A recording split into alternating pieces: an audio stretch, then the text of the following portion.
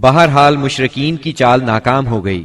یہ بات ان کی سمجھ میں آ گئی کہ وہ مسلمانوں سے عداوت اپنے دائرہ اختیار میں رہ کر ہی کر سکتے ہیں، لیکن پھر اس کے مقابلے میں انہوں نے ایک خوفناک بات سوچی۔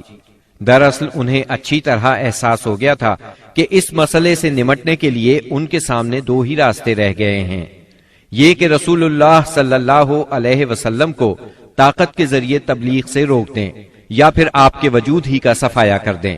تاہم دوسری صورت ان کے لیے بہت مشکل تھی، اس لیے کہ ابو طالب آپ کے محافظ تھے اور وہ مشرکین کے عزائم کے سامنے آہنی دیوار تھے۔ اس لیے یہی مفید سمجھا گیا کہ ابو طالب سے دو باتیں کی جائیں۔ اس تجویز کے بعد سرداران قریش ابو طالب کے پاس گئے اور بولے، اے ابو طالب، آپ ہمارے درمیان بہت عزت اور شرف والے ہیں۔ ہم نے آپ سے گزارش کی کہ اپنے بھتیجے کو روکیے، لیکن آپ نے نہیں روکا۔ آپ یہ بات یاد رکھیں، ہمارے آباء و اجداد کو گالیاں دی جاتی ہیں، ہم برداشت نہیں کر سکتے۔ ہماری عقلوں کو اور سمجھ بوجھ کو حماقت کہا جائے، ہمارے خداؤں کی عیب جوئی کی جائے، یہ ہم ہرگز برداشت نہیں کر سکتے۔ آپ انہیں روک لیجئے، ورنہ پھر ہم آپ سے اور ان سے ایسی جنگ چھیڑ دیں گے کہ ایک فریق کا صفایا ہو کر رہے گا۔ ابو طالب پر اس زوردار دھمکی کا بہت زیادہ اثر ہوا۔ انہوں نے رسول اللہ صلی اللہ علیہ وسلم کو بلا کر کہا، بھتیجے، تمہاری قوم کے لوگ میرے پاس آئے تھے اور ایسی ایسی باتیں کہہ گئے ہیں، اب مجھ پر اور خود اپنے آپ پر رحم کرو۔ اس معاملے میں مجھ پر اتنا بوجھ نہ ڈالو جو میرے بس سے باہر ہے۔ یہ سن کر رسول اللہ صلی اللہ علیہ وسلم نے خیال فرمایا کہ اب ان کے چچا بھی ان کا ساتھ چھوڑ رہے ہیں، وہ بھی ان کی مدد نہیں کریں گے، قریش کے مقابلے میں کمزور پڑ گئے ہیں۔ اس لیے آپ صلی اللہ علیہ وسلم نے فرمایا، چچا جان، اللہ کی قسم، اگر یہ لوگ میرے دائیں ہاتھ پر سورج اور بائیں ہاتھ پر چاند رکھ دیں کہ میں اس کام کو اس حد تک پہنچائے بغیر چھوڑ دوں کہ اللہ اسے غالب کر دے یا میں اسی راہ میں ہلاک ہو جاؤں، تب بھی میں نہیں چھوڑوں گا۔ ان الفاظ کے ساتھ ہی آپ کی آنکھوں میں آنسو آ گئے اور وہاں سے اٹھ گئے۔ واپس جانے لگے تو ابو طالب نے پکارا اور سامنے آ کر کہا، بھتیجے جاؤ، جو چاہو کہو کرو، اللہ کی قسم میں تمہیں کبھی بھی کسی بھی وجہ سے نہیں چھوڑ سکتا۔ پھر یہ اشعار کہے، واللہ لن يصلوا إليك بجمعهم حتى أوسد في التراب دفينا فاصدع بأمرك ما عليك غضاضة وأبشر وقر بذاك منك عيونا۔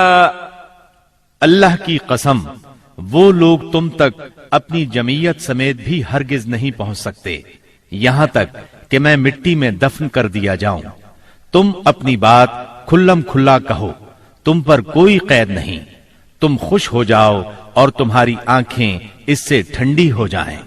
سابقہ دھمکی کے باوجود جب قریش نے دیکھا کہ رسول اللہ صلی اللہ علیہ وسلم اپنا کام کیے جا رہے ہیں تو وہ جان گئے کہ ابو طالب رسول اللہ صلی اللہ علیہ وسلم کو نہیں چھوڑ سکتے، بلکہ اس بارے میں قریش سے جدا ہونے اور ان سے دشمنی مول لینے تک کو تیار ہیں۔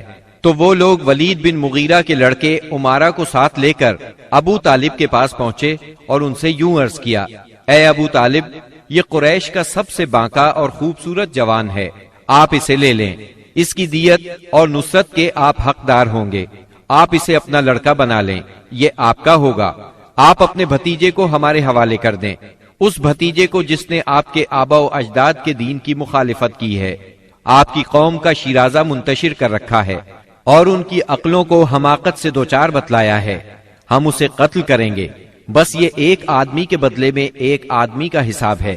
ابو طالب نے اس پر ان سے کہا، اللہ کی قسم، کتنا برا سودا ہے جو تم مجھ سے کر رہے ہو، تم اپنا بیٹا مجھے دیتے ہو کہ میں اسے کھلاؤں پلاؤں اور پالوں پوسوں، جبکہ میرا بیٹا مجھ سے طلب کرتے ہو کہ اسے قتل کر دو، اللہ کی قسم یہ نہیں ہو سکتا۔ اس پر نوفل بن عبد مناف کا پوتا متم بن عدی بولا، اللہ کی قسم، اے ابو طالب، تم سے تمہاری قوم نے انصاف کی بات کہی ہے اور جو صورت تمہیں ناگوار ہے اس سے بچنے کی کوشش کی ہے، لیکن میں دیکھتا ہوں کہ تم ان کے سلسلے میں کسی بات کو قبول نہیں کرنا چاہتے، اس کی بات کے جواب میں ابو طالب نے کہا، اللہ کی قسم تم لوگوں نے میرے ساتھ انصاف کی بات نہیں کی، بلکہ تم بھی میرا ساتھ چھوڑ کر میرے مخالف لوگوں کی مدد پر تلے بیٹھے ہو۔ اگر یہی بات ہے تو ٹھیک ہے، جو چاہو کرو۔ اس گفتگو کی ناکامی کے بعد قریش کا ظلم و ستم حد سے بڑھ گیا۔ تکالیف دینے کا سلسلہ پہلے سے کئی گنا زیادہ اور سخت تر ہو گیا۔ انہی دنوں قریش کے سرکشوں کے دماغوں میں نبی صلی اللہ علیہ وسلم کے خاتمے کی ایک تجویز ابھری، لیکن یہ تجویز بھی ان کے خلاف گئی۔ اس تجویز کی بنا پر مکے کے دو نامور اور سرفروش یعنی سیدنا حمزہ اور سیدنا عمر بن خطاب رضی اللہ عنہما اسلام لائے اور ان کے ذریعے سے اسلام کو خوب طاقت ملی۔ ظلم و ستم کے طویل ترین سلسلے کے صرف ایک دو نمونے آپ کو سنائے جاتے ہیں۔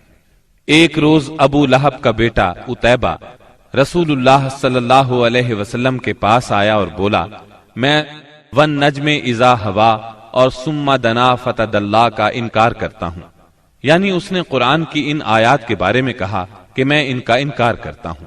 پھر آپ پر حملہ آور ہوا، آپ کا کرتا پھاڑ ڈالا، آپ کے چہرہ مبارک پر تھوکنے کی کوشش کی، لیکن اس کا تھوک آپ کے چہرہ مبارک تک نہ آ سکا۔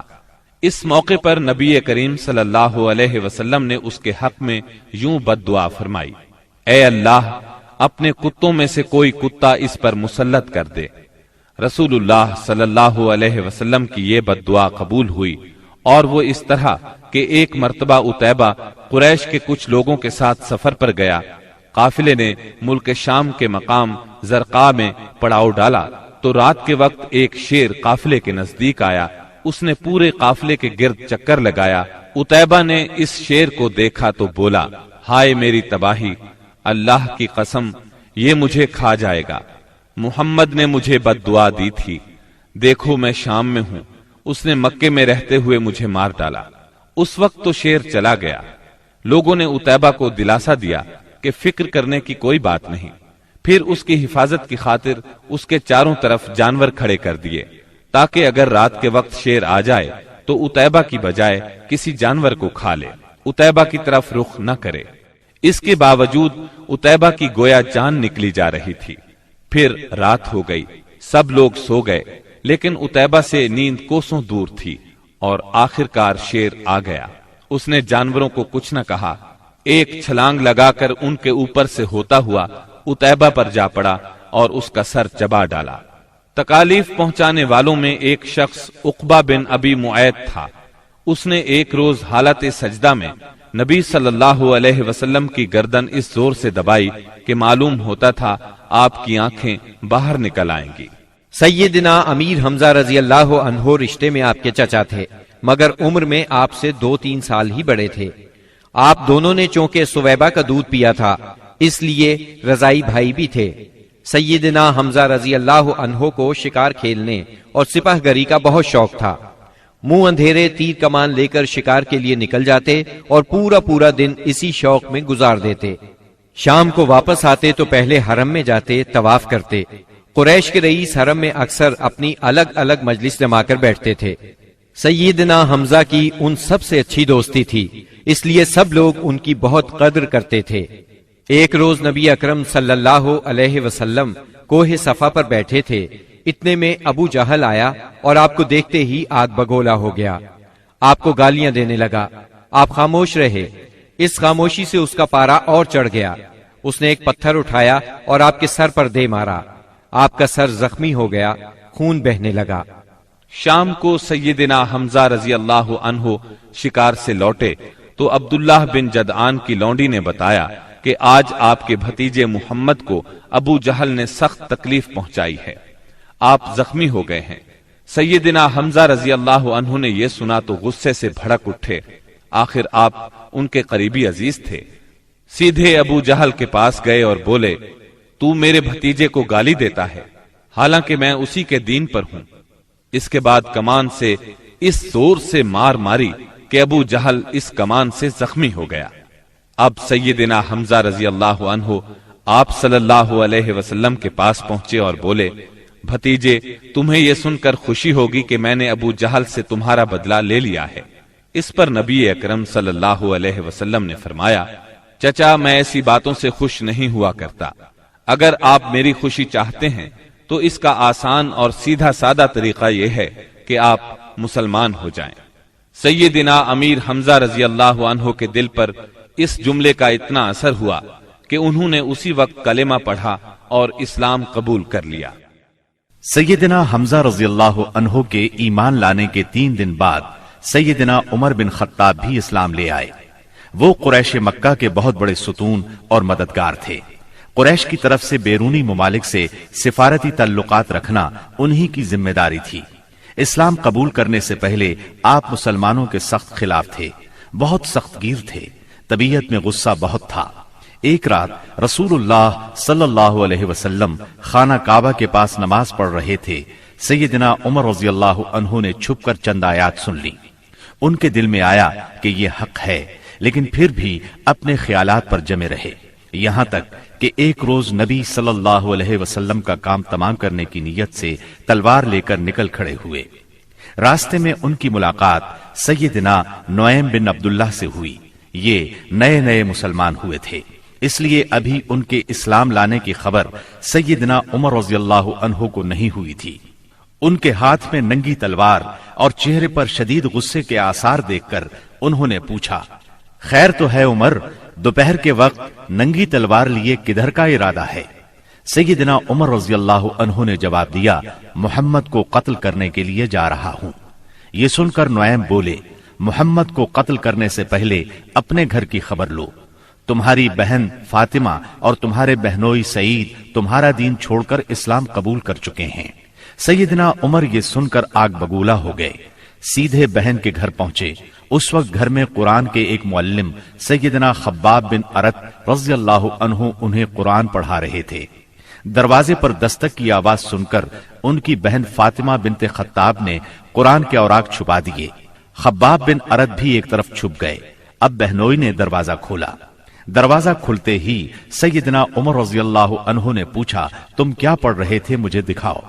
ساتھ ہی سعید بن زید کو مارنے لگے۔ بہن نے اپنے خاوند کو چھڑانے کی کوشش کی تو ان پر بھی ٹوٹ پڑے، وہ بھی زخمی ہو گئیں، ان کے منہ سے خون بہنے لگا۔ جوش میں آ کر بولی، جو جی میں آئے کر لو عمر، ہم مسلمان ہو چکے ہیں۔ سیدنا عمر رضی اللہ عنہ نے بہن کو زخمی دیکھا تو شرمندہ ہوئے اور نرم آواز میں بولے، مجھے سناؤ تم کیا پڑھ رہے تھے، میں جاننا چاہتا ہوں تمہارا دین کیا ہے۔ انہیں نرم پڑھتے دیکھ کر سیدنا خباب بن ارت بھی کونے سے نکل کر سامنے آ گئے۔ قرآن کے اوراق پر سورہ طٰہٰ کی چند آیات تھیں۔ سیدنا عمر رضی اللہ عنہ نے ان کو پڑھا تو کایا پلٹ گئی اور بولے، یہ تو بہت عمدہ چیز ہے، بتاؤ مسلمان کس طرح ہوتے ہیں؟ سیدنا خباب بن ارت نے کہا، اے عمر، جمعرات کی رات رسول اللہ صلی اللہ علیہ وسلم نے اللہ تعالی سے دعا کی تھی کہ اے اللہ، ابو جہل یا عمر بن خطاب سے اسلام کو تقویت دے۔ تمہیں خوشخبری ہو کہ یہ سعادت تمہارے حصے میں آ رہی ہے۔ رسول اللہ صلی اللہ علیہ وسلم دار ارقم میں ہیں۔ سیدنا عمر رضی اللہ عنہ ان کے ساتھ دار ارقم پہنچے، دروازے پر دستک دی۔ دروازہ کھلنے پر اندر موجود لوگ سیدنا عمر رضی اللہ عنہ کو دیکھ کر چونک اٹھے۔ نبی صلی اللہ علیہ وسلم کو بتایا تو آپ نے فرمایا، آنے دو۔ سیدنا عمر رضی اللہ عنہ اندر داخل ہوئے۔ آپ صلی اللہ علیہ وسلم نے ان کا کرتا پکڑ کر کھینچا اور فرمایا، عمر، کس ارادے سے آئے ہو؟